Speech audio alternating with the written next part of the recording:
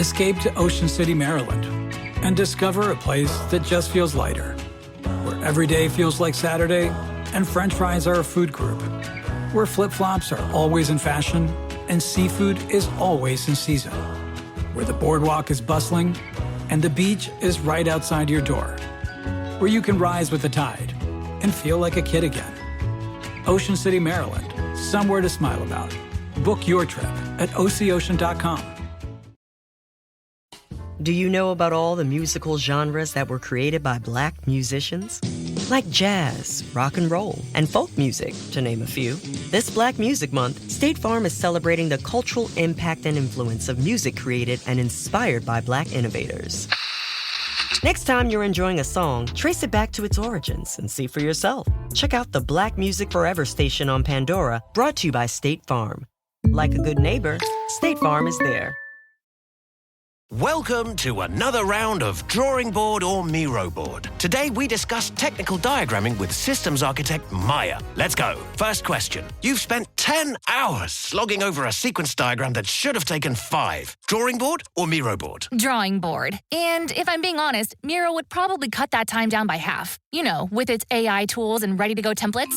Next, your diagrams become so bulky, it's more complex than the solar system. But all it takes is a few clicks and... It's Miro. I've used those technical shape packs way too many times, and stuff is just digestible on its infinite online canvas. Now, the final question. Everyone's brought in, but you have to make all these tasks all the way over in Jira. But wait, it's done. Is it... Miro. Easy with its two-way Jira sync. Easy to plot dependencies. Everyone always knows what's up. And she's done it. Join over 60 million people creating technical diagrams without workflow glitches. Get your first 3 boards for free at Miro.com. That's Miro.com. Whether you're making the same breakfast that you have every day or baking a cake for an extra special day, eggs are a staple in our diets. Eggland's Best Eggs are nutritionally superior to ordinary eggs, containing more vitamins and 25% less saturated fat. Not only are they better for you, but Eggland's Best Eggs taste better too. There's a reason that they're America's #1 eggs. Visit egglandsbest.com for additional information and delicious recipes. Walmart Plus members save on meeting up with friends. Save on having them over for dinner with free delivery with no hidden fees or markups. That's groceries, plus napkins, plus that vegetable chopper to make things a bit easier. Plus, members save on gas to go meet them in their neck of the woods. Plus, when you're ready for the ultimate sign of friendship, start a show together with your included Paramount Plus subscription. Walmart Plus members save on this plus so much more. Start a 30-day free trial at walmartplus.com. Paramount Plus Essential Plan only. Separate registration required. See Walmart Plus terms and conditions.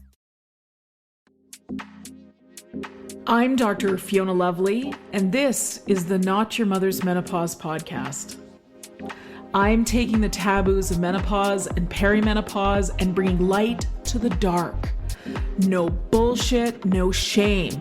It's time for us to gain a new paradigm in female health, out with the old and in with the new, and I'm bringing fresh perspectives from someone in the arena. I've been practicing women's health for nearly 20 years, and I'm spilling the tea on what it means to live at midlife, knowing that the best is yet to come. I'm sharing my Gen X approach to living through this transition. Sassy, a bit sweary, and always honest. Tactical tips and instantly usable information is my aim. I hope to make you laugh and that you learn something new that helps you embrace the change. Together, we bring power to the peri. Onward to the podcast.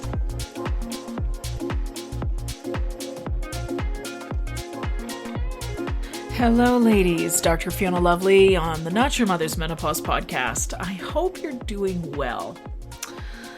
So recently I had the pleasure of interviewing coach and intuitive eating counselor Sherry Pratt.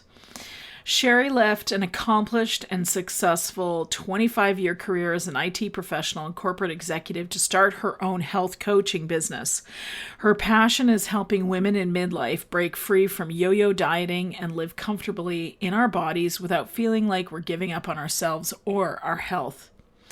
When Sherry's not helping women reach their health goals, you can find her parenting her 2 teenage sons, behind the wheel of a tractor helping her husband out on the grain farm, tending her rather large vegetable garden, staying active, playing pickleball and curling within her local community, or relaxing with a glass of wine and a good book. Sounds like my kind of gal. She and I had this great conversation, which I'm about to share with you, where we talked about essentially intuitive eating, which you can think of as the anti-diet. And if you can resonate with struggling with what to eat to nourish yourself, if you've ever had a problem with your weight or you're thinking about your body and what size you are, I think you'll find this conversation really interesting. And as I always say, I never really know how these conversations are going to go until I'm actually in them. And this one left me really scratching my head over some of my own behaviors and thoughts about this, and sort of not recognizing where a lot of my thinking around food and food behaviors and eating had come from, and that most of it is actually really old and outdated. And if you grew up in the 80s, 70s and 80s, like I did, even in the 90s, there was a lot of really big diet conversations and being a certain size and women needing to be a certain weight and all of that. And like I said, this conversation really pulled back that curtain for me, and I saw it in myself in a way that I haven't before. So I think you'll find this conversation as interesting as I did while I was having it with Sherry. Sherry is so smart about this, and I found this conversation in the end, it was so freeing. It was liberating. It gave me permission to not show up in my kitchen with a bunch of rules in my head. Now, to make sense of that statement, listen to the conversation. I think you'll enjoy it. So, before we talk to Sherry, a quick word from our sponsor.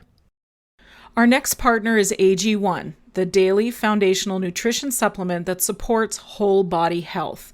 I drink it every day in the morning to break my fast. It makes me feel like I'm doing something good for my body, that I'm covering my nutritional bases. This simple daily habit allows me to cover those nutritional bases no matter what the day brings. Oh my gosh, because we never know what the day is going to bring. AG1 is a foundational nutritional supplement that delivers comprehensive nutrients to support whole body health, replacing your multivitamin, probiotic, and more in one simple, drinkable habit. So if you want to take ownership of your health, it starts with AG1. Try AG1 and get a free 1-year supply of vitamin D and 5 free AG1 travel packs with your first purchase. Go to drinkag1.com/Fiona Lovely. That's drinkag1.com/Fiona Lovely. You can find the link in the show notes. Check it out. Fantastic. Today on the Not Your Mother's Menopause podcast, I have certified coach and intuitive eating counselor, Sherry Pratt. Oh, and fellow Canadian. Can I say that too? Absolutely. Welcome, Sherry, to the podcast. Thank you. Thank you so much. Oh, you're welcome. It's great to have you here. So tell me a little about you. I'd love to hear your story. Oh, okay. Well, thank you. So I'll try and keep it brief. I started actually my career. So coaching is a second career for me. It's sort of a bit of a midlife transition, if you will. I grew up very interested in science, so I sort of pursued that interest. I got a degree in computer science. I actually was in engineering for a couple of years before that. Sort of proceeded to join the world of information technology, software designer, software developer. Worked my way up sort of through the corporate ladder into sort of executive and leadership positions. Really enjoyed that. I, got a lot of fulfillment from that type of work. At the same time, though, I always had just a personal interest and personal passion in health and well-being and taking care of myself and sort of keeping active and all those things. But sort of around that mid-40s mark, I'd been working for 25-ish years, almost 25 years at that point. And it was kind of like I was ready for something different. And I stumbled upon this idea of coaching, health coaching. And what I loved in particular about coaching was, I mean, I probably would have enjoyed being a doctor or more of a medical professional, but the notion of heading back to school for that much schooling at that age was like, maybe not. Whereas, coaching was much more accessible in terms of the time commitment to get some education and training. And more importantly, though, what really struck me about coaching was that coaching isn't about telling you what to do. It's not about giving you more information, because chances are we already have a lot of the information that we need. A lot of us know what we need to be doing to improve our health. Like a lot of those basic fundamental things are well known. It's how do we do them, right? Like how do we implement? How do we take what we know we should be doing and actually translate that into something that's sustainable for us in our lives? So that's when I learned that coaching was really the helping someone go from knowing to doing. I was like, yes, that's what I want.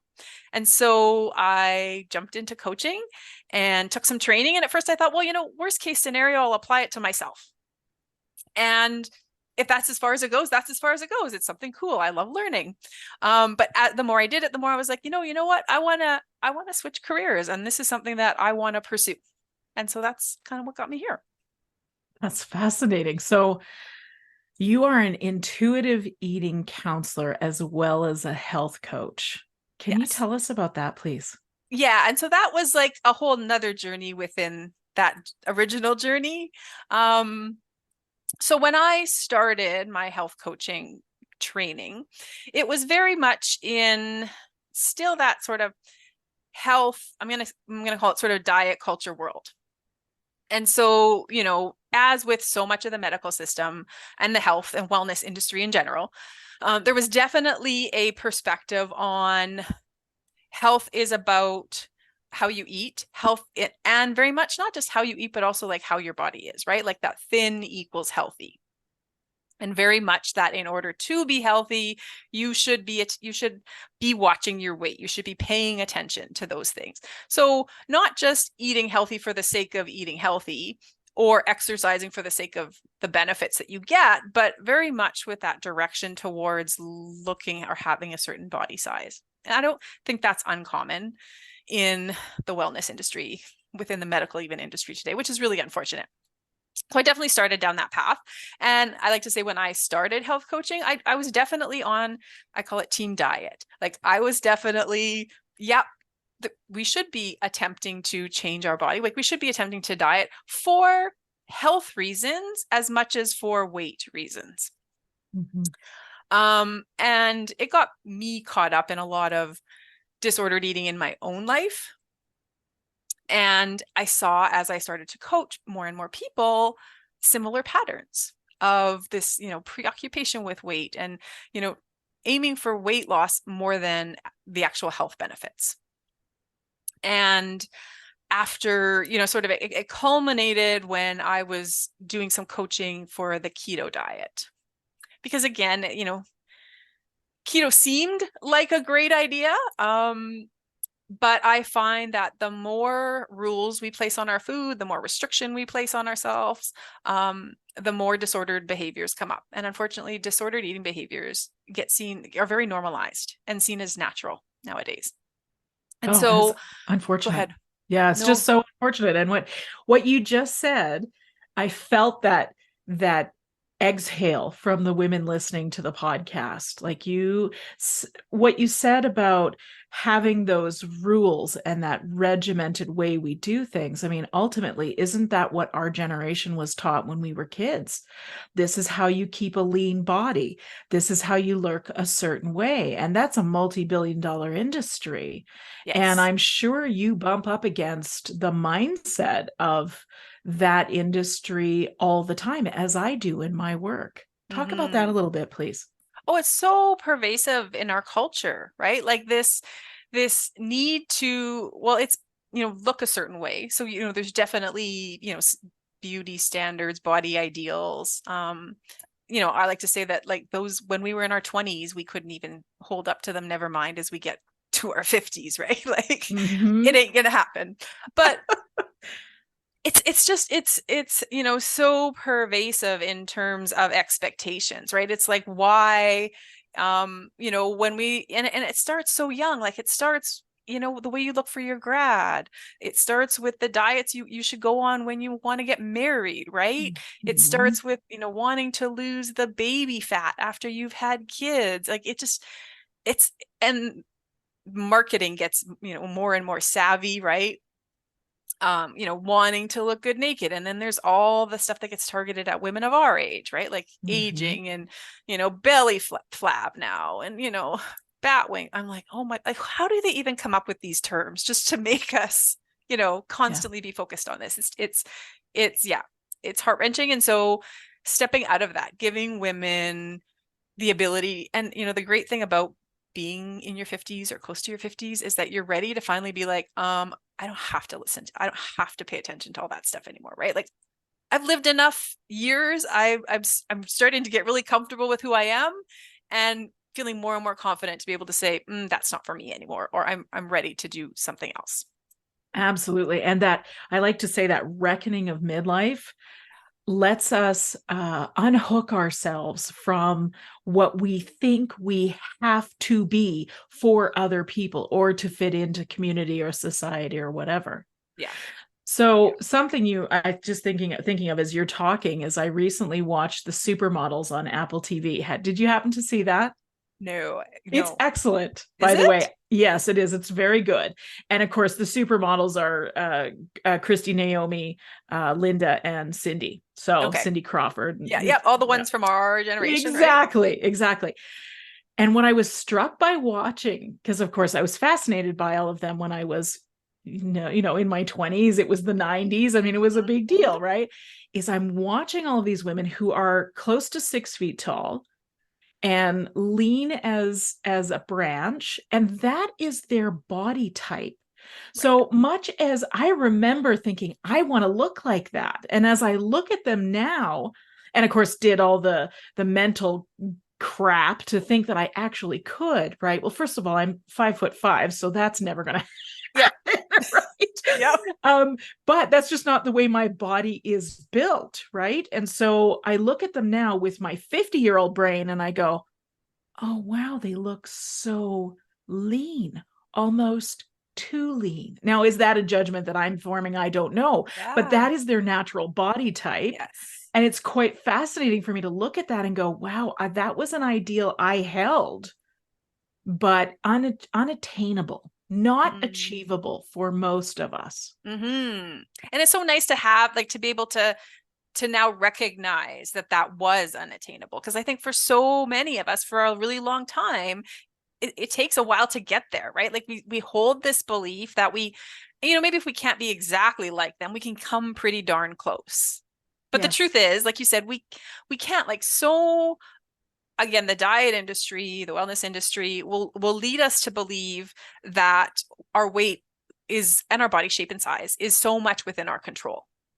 When in reality, I think it's far more like height and eye color, in that our genetics determines, like, we have these set points, right?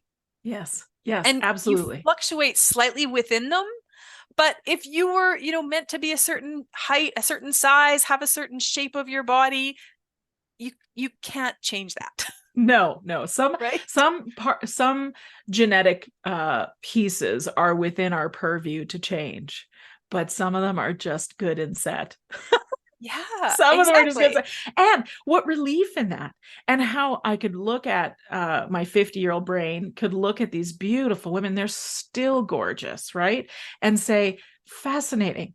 I have such a different ideal now with my older brain than I did when I was in my 20s. So, but so much of the diet industry and the fashion industry sort of preyed upon that. But I remember hearing somebody say at one point, the fashion models are meant to be moving clothes hangers.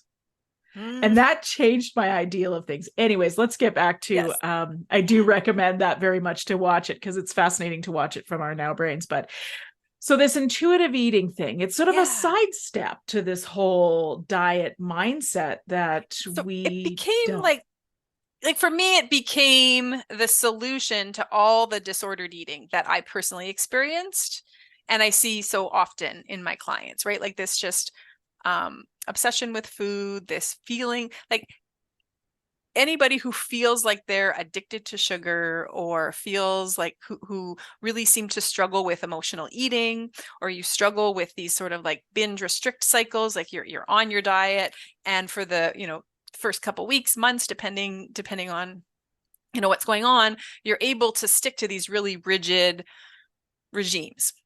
But then after a while, the cravings hit, or, life happens and you get busy and all of a sudden this doesn't feel sustainable. And so that then you just like break all the rules. And once you've broken one rule, it's like a cascade. It's like, a big wave crashes in and then you're just like, screw it. And, everything goes out the window. And then you start that sort of, and then you recognize that this doesn't feel good. And I don't like the way I look and I don't like the way I feel. And you start the cycle all over again. Right. But yes, and of course, the dialogue inside our heads when that happens, yes, we would never speak to another human being that way.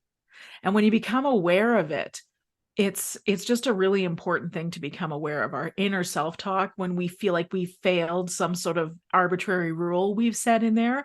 Just kind of puts us on a cycle of self-deprecation. Yes. Yeah. Criticism. Yeah. Yes. Yeah. And the more times you've gone through that cycle, which like if you start this stuff in your 20s, which isn't unreasonable for many of us, or younger, every time you go through that cycle, you just start to reinforce those beliefs that I'm a failure or I need to change, or that all this self-deprecating talk. And, so I saw this pendulum in myself. I saw it in clients I was working with. And then I stumbled upon intuitive eating, like sort of came into this anti-diet movement. And what's interesting is I had actually come upon it probably 5 years earlier, when I was sort of more in the thick of my health coach training. And at the time I dismissed it. At the time I was still firmly entrenched in the other wellness beliefs. And I just sort of dismissed this intuitive eating thing. But I think I just kind of came to a place where I was fed up enough, recognizing that what I was doing wasn't sustainable, that it wasn't healthy. It was like, it ultimately came down to my mental health. Like I recognized that this just wasn't good for me anymore. And when I came back to intuitive eating, I really started to understand like the fundamental principles of it, of how having restrictions in place and how placing value on, moral value on good food and bad food, how it's really that sets up all this disordered behavior. And once we can let go of those things, that's when we can come to a place of eating in a way that makes us feel good because of wanting to feel good, not needing to look a certain way. I like that. So when you're talking about the rules here that you're discarding, you're not including things like food allergies or intolerances or celiac disease, things like that, correct? Absolutely kind of make not. that differentiation for us. Yeah. So there can be a lot of confusion around intuitive eating, and particularly when you start seeing the anti-diet movement. And a lot of, like, if you go on Instagram, what you might see is like intuitive eating is just donuts and cookies and pizza and, eating all the things, but it isn't. Like, there is definitely an aspect, like there's 10 principles for intuitive eating. And intuitive eating was designed by 2 dietitians who care deeply about, wanting to nourish our bodies in healthy ways. But they recognized that the diet mentality gets in the way of wanting to nourish ourselves. And so at its heart, at its core, that we still want to be abiding by sort of good nutritional principles. We want to be eating in a way that gives us the nutrients we require, gives us the energy that we need, ultimately meets our energy requirements, makes us feel good. And if we're really tuning in to what foods make us feel good and what foods don't make us feel good, then we're going to be eating in a healthy way. So when you can tune into, clearly anything that you're outrightly allergic to, you probably don't want to eat anyway. When it comes to sensitivities, that's where intuitive eating can be really interesting, because A lot of people have sensitivities to dairy as opposed to an outright allergy to dairy, as an example, right? And so when we're eating more intuitively, we might be able to notice sort of how dairy does affect us, that it maybe does disrupt digestion a little bit, that it does cause a little more mucus, and we notice that we are a little stuffier, or we got this phlegm in our throat when we're eating dairy. And then we can sort of evaluate. It doesn't mean that dairy is bad, or it doesn't mean that we have to eliminate that from our diet if we choose not to. We can just sort of check in and say, like, how does it make me feel, and how do I want to feel when I, and so it's becoming a choice that you get to make based on how you want to feel, and not a have to, or like I should or shouldn't have dairy. That's genius. It really, really is. It's really what you're saying is it's a body awareness piece. Absolutely. So there's actually a lot of scientific research that's been done on intuitive eating because of the fact that we do tune into our body. So there's like this awareness of what's going on internally, and it does make it a little bit easier to study scientifically because we can check in on, how is the body responding physiologically? What are we noticing? So I'm realizing in this moment that when I step into my kitchen to nourish myself, I show up with a bunch of rules. Yeah. How many of us do that? Yeah. Well, and precisely, like, if you've lived in our culture, which we all have, you absolutely have those rules, right?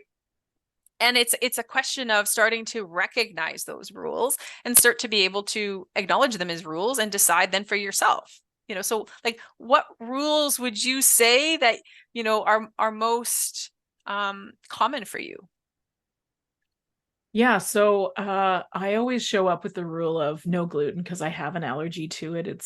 I've seen it in my genetics, so I know I can't have that. So that's a hard rule for me. But then it becomes interesting. This is going to be fun, Sherry.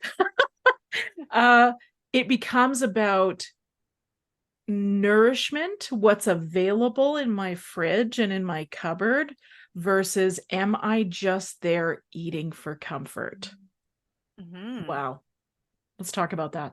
Yeah. So that's absolutely something that comes up. And so from an intuitive eating perspective, sort of the foundation that we would start with is that there is nothing wrong with eating for comfort, because we all do it. We don't just, as humans, eat for calories or fuel or energy, right?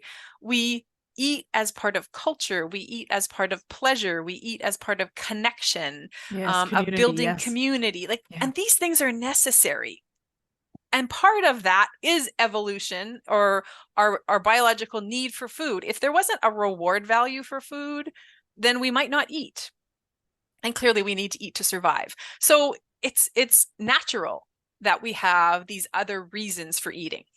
It connects us to our past and our ancestry and our ethnicity, and all those things are really important. And we want to keep those things in mind. So these like mottos out there of like only eating for fuel, right? It's a bunch of crap. Like, it's totally unrealistic that you would only ever eat to fuel your body, right? But when we step into the kitchen, and check in, like, what am I hungry for? And maybe we truly are hungry and we do need some energy. Or maybe we recognize that, maybe I'm not that hungry.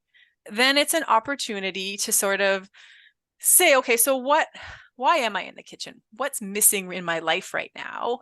It could be bigger, but it even could just be more in the moment. Like, I need to step away from my desk because I've been working nonstop and I need a bit of a breather. And it's easy to go to the kitchen, but maybe it would be more helpful or supportive to me to step outside and take a breath of fresh air. Or maybe I've been doing something that's really mentally taxing, and I need to do something that more gives my brain the opportunity to relax.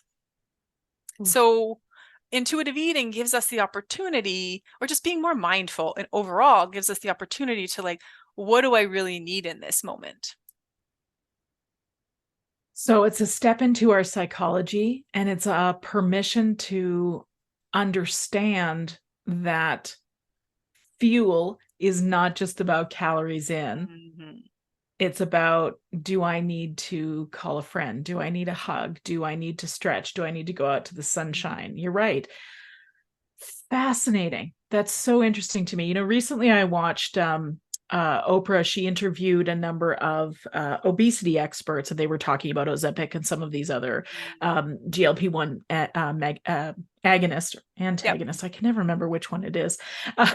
These medications for diabetes, actually, but it turns out they have the side effect of weight loss. And one of the things that Oprah talked about, which just I thought was fascinating, was she said that the number of searches every month in social media around the term food noise was something like, she said, I'm going to get it wrong, and somebody who's listening to the podcast who's maybe heard this Oprah Daily class can correct it for me, but it's something like 30 million people every month search TikTok for food noise.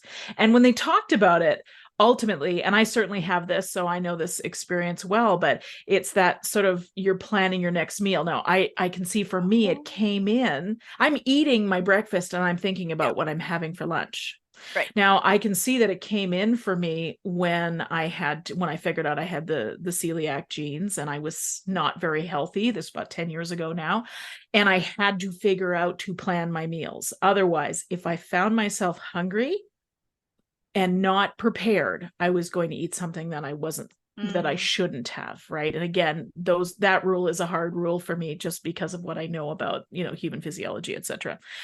But I think ultimately this food noise thing starts with these rules that you're talking about, what we show up in the kitchen with. So what do you think? Yeah, I haven't heard that term food noise, but I'm going to definitely go check it out. Although I can absolutely relate to it, because for me, it's like constantly thinking about food, right? Like, and for so much when you're stuck in that diet cycle, for whatever reason you're in that diet cycle, right? Whether it's weight loss or health, because I see it a lot for even just health conditions too. We do sort of, become preoccupied with judgments around what I should and shouldn't have. And often it's the what I shouldn't have that causes a lot of cravings and a lot of noise, right? Because we are humans. And I like to say, like, we always want what we can't have. There is no more surefire way to crave something than to tell yourself you can't have it. Huh. Fascinating. Yeah. And so I thought like this, I can't have Jason Momoa, can I? Oh, this is not a private conversation. That's right. Oops. My inner voice came out. Yes. But yeah, I have found that to be true, the more that we tell ourselves we can't or shouldn't have something, the more we want it. And so there's this notion from psychology, which ties into intuitive eating a lot, about the concept of habituation. Because one of the common things that comes up when we talk about intuitive eating and people think about becoming intuitive eaters, particularly if they've, been living with a lot of food rules and restrictions for a long time, they're like, well, if I let myself eat anything I want, all I'm going to want is the stuff I shouldn't have, right? Like, all I'm going to want is the donuts or the cookies or the bread or the whatever it is that you've been limiting or restricting or happens to be your favorite foods, right? But because of this notion of habituation from psychology, that turns out not to be true at all. And so habituation is really the fact that the more we get used to something, the less power it has over us. And a really simple way to think of habituation is to think about, like, when you first fell in love, when you first met your husband or relationship partner. And, in the beginning, you wanted to spend all your time with that person, right? Like, that person, like, you kind of felt obsessed, right? Like, you felt really good around them and you want to spend all this time with them. And then, fast forward, and you would even put off probably your other friends, work commitments, those types of things to be with this person. Fast forward a couple of years and maybe 20 years, depending, depending on how long you've been together. You still love that person, right? And you still have a really solid relationship, but they're no longer the only thing you think about. you now have perspective on your other relationships and your work commitments and all these other things in life. And that's sort of habituation at work.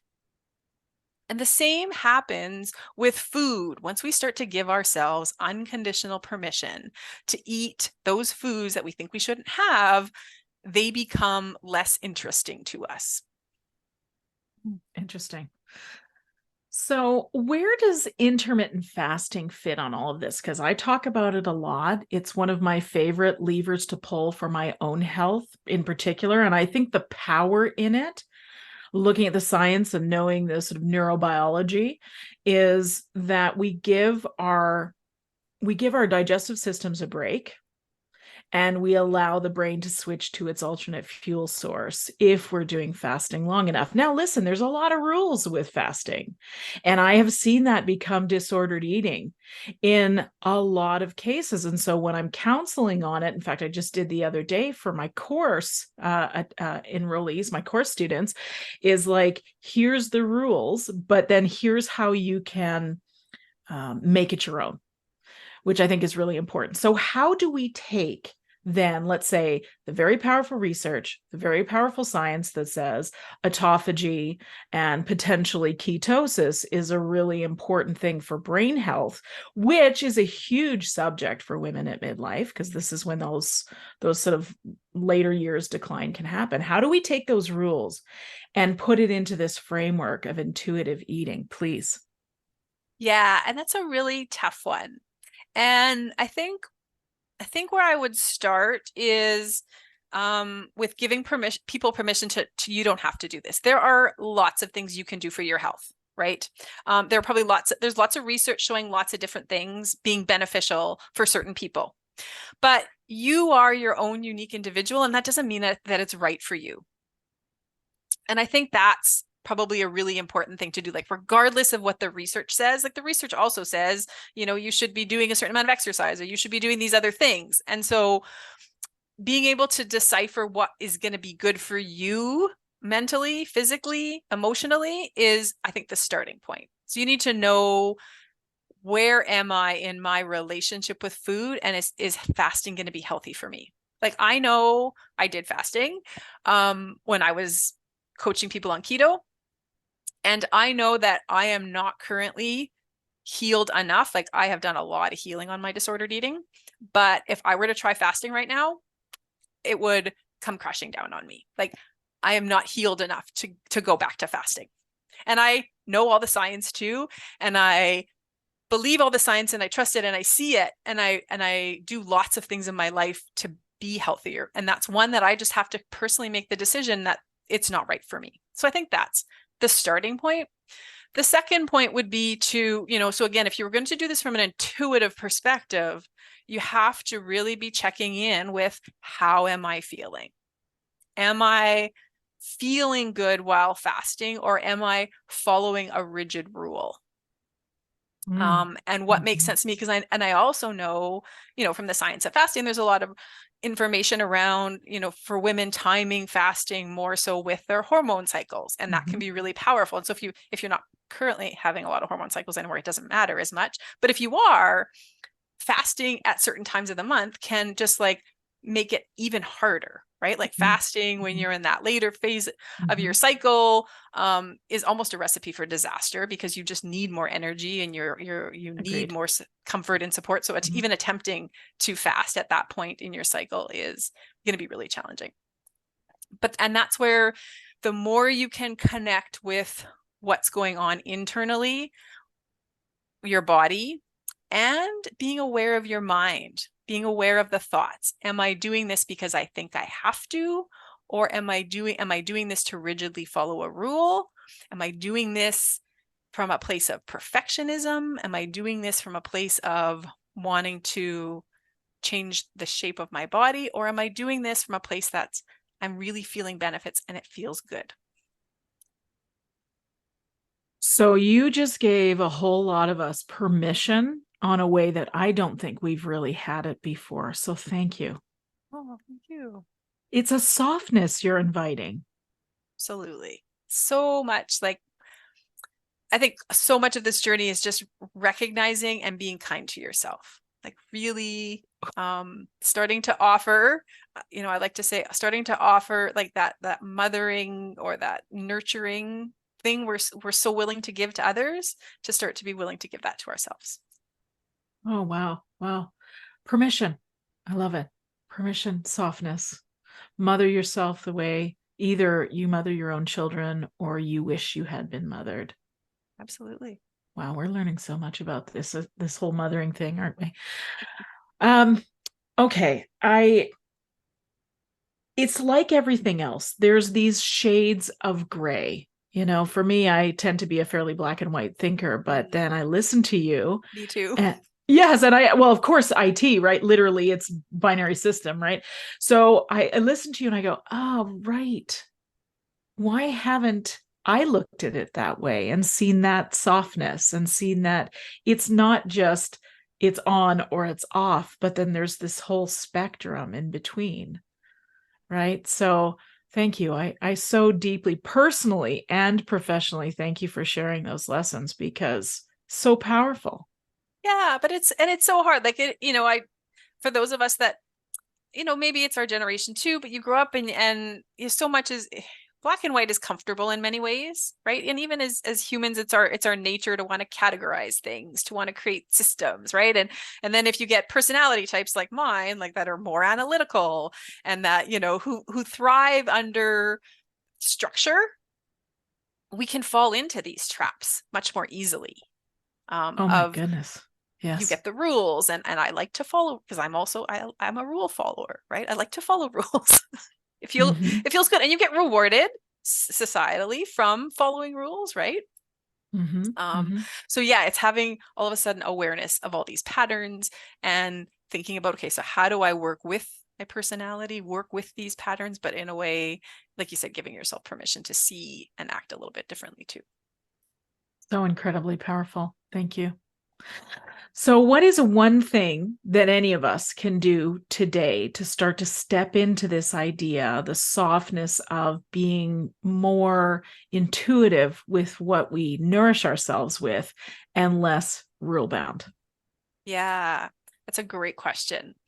And I think the starting point is starting to maybe just like inventory your rules. Like, what are your rules? And where did those rules come from? And then maybe start to say, do I, once you've assessed where they've come from, do they fit me? And maybe they did at one time, but maybe I'm giving myself permission to now be that maybe they don't fit my current lifestyle. But to start to, and it can be really powerful just to like start to list all those rules. You might think you don't have that many. And a lot of people even like they would say, well, I don't diet, for example. But all of a sudden you list all the rules of things you won't eat. And as I started my intuitive eating journey, I was like, holy man, I didn't realize how much food I was limiting. Like, I'd gotten out of the habit of eating pasta, for example, because of, paleo and wheat, and I never had a gluten sensitivity. There was no good reason for me to cut it out of my diet other than, carbs and all that good stuff.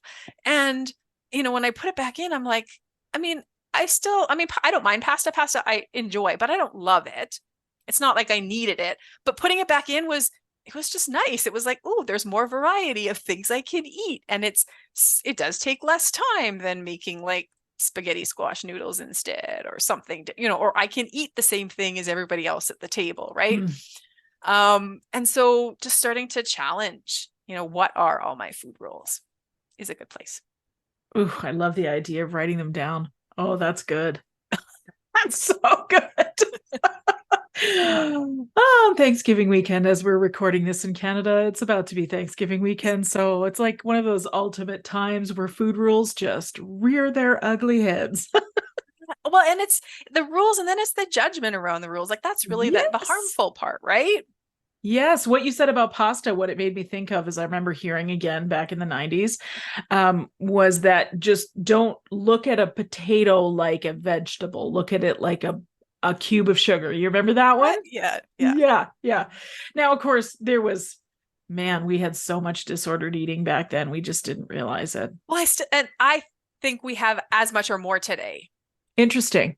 In the 90s, it was sugar, right? or sorry, fat. In the 90s, Yeah. it was fat. And so we had Fat all makes these you fat. Yep. crazy, like high sugar, cardboardy products because we took the fat out of everything. Now we've sort of, the pendulum is swung and fat is in, but carbs are out. And so, we're eliminating things like potatoes, which still have lots of really great nutrients in them. Pasta, which still has it's funny because somebody was commenting, and I can't remember the entire situation, but commenting to me the other day about, protein is the thing now, right? And protein is good, and we definitely need protein. There's no question about it. But we have this overemphasis on protein now, right? And she was telling me the story of what she was doing to get more protein in her diet. And I was like, do you realize that like a serving of spaghetti actually has like 10 grams of protein? Like pasta noodles actually have protein. If you look at certain breads, like whole grains have, like, I got bread that's got 6 grams of protein. Like an egg has 6 grams of protein. And we're always talking about protein from eggs, but like when you start to like recognize that all foods fit, all foods have all not all foods have all macronutrients, but you can get your macronutrients from a variety of foods, it can be so helpful. It's like opening your focus on the whole thing, right? It's like all these rules have created this very narrow aperture that we can look through, and it's like, is that something edible? Is it not? Is it, all of those things. So interesting. So if people want to know more about your work, Sherry, where can they find you? Probably the best place. So you can check my website, which is just sherrypratt.ca, being Canadian. I do some social media. So on Instagram, it's at Sherry Pratt _health coach. And then I have a business Facebook page, which is Sherry Pratt Health Coaching. And I'll just mention on my website, if you're sort of in that space of trying to figure out like where you are, you're struggling with emotional eating, because that's often where a lot of people come. Like that's where sort of get to that point where this isn't working anymore. I don't have a healthy relationship with food. I do have a free resource for anybody to download on emotional eating. So it's just kind of a 4-step process that helps walk you through, helps you identify sort of where you're stuck in that emotional eating cycle. Oh, I love it. I'll be going to download it ASAP. Awesome. We'll include those in the show notes as well for people to check you out, Sherry. So the last question I like to ask you today is this: using what you know now, if you could go back and talk to your younger self, what would you say? What would you tell her? It's so much, but I think you actually clued into it earlier, and that is to give yourself permission, to give yourself grace, to give yourself compassion, to really be so much kinder to yourself, to not hold yourself to these super high ideals. That's good advice. Whether you're 25 or 55, that's good advice. It's so hard to implement, but it's so true, right? I think it's the work of a lifetime.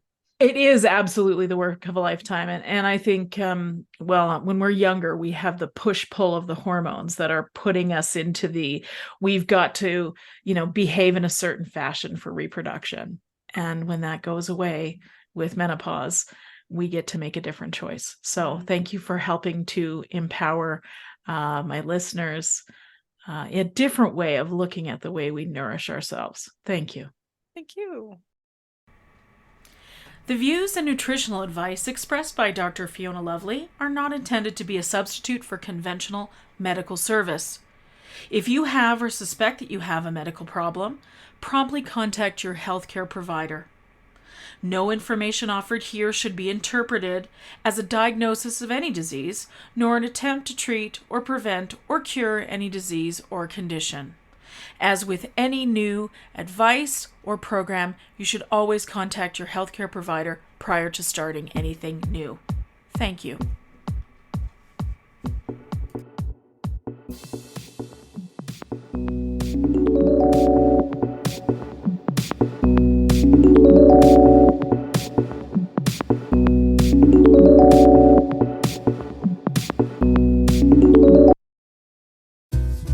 This Black Music Month, State Farm wants to take a moment to appreciate all the ways Black music brings everyone together.